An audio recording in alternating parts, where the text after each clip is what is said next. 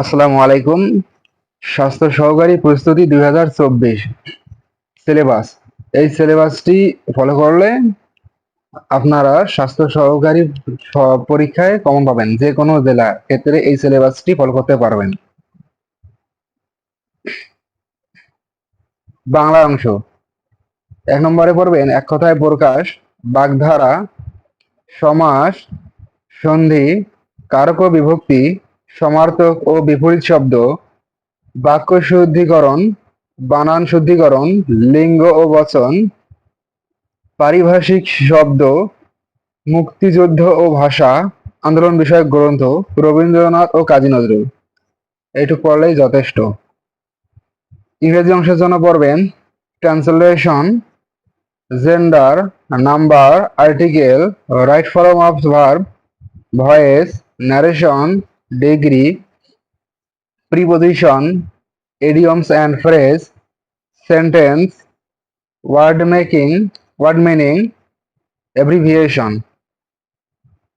গণিত অংশের জন্য দেখবেন ঐকিক নিয়ম, উৎপাদক, সরল ও যৌগিক, মুনাফা, শতকরা, লাভ ক্ষতি, লসাগু গসাগু, ভগ্নাংশ, গড়, অনুপাত সমানুপাত, বীজগণিত সূত্রাবলী, মৌলিক সংখ্যা, কোণ, ত্রিভুজ, চতুর্ভুজ, বৃত্ত, ঘনবস্তু পরিমাপের সাধারণ জ্ঞান দেখবেন প্রাচীন বাংলার জনপদ, বাংলায় নবাবী শাসন, বাংলায় উপনিবেশ শাসন, ভাষা আন্দোলন, 54 সালের নির্বাচন মানে যুক্ত ফ্রন্ট নির্বাচন, 6 দফা আন্দোলন মানে মুক্তিযুদ্ধ বিষয়টা পুরোটাই পড়তে হবে। 1947 থেকে একবারে 1971 একের ইন ডিটেলস পড়বা সবাই।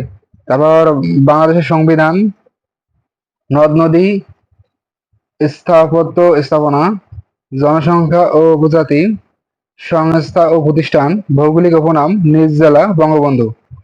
এইটুকু। এখন অবশ্যই যা যা পড়তে হবে।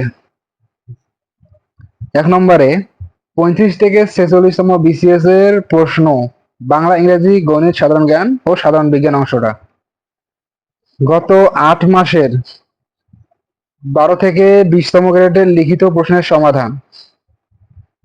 3 নম্বরে পড়তে হবে সাধারণ বিজ্ঞান সম্পর্কিত, সাধারণ বিজ্ঞানের যে স্বাস্থ্য বিষয়ক যে টপিক গুলো আছে ওখান থেকে অবশ্যই কমন পাবেন।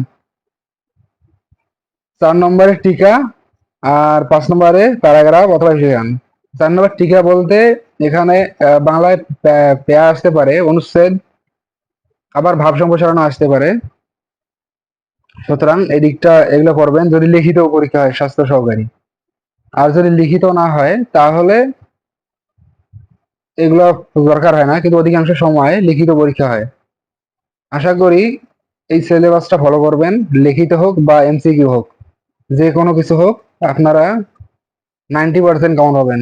আসসালামু আলাইকুম।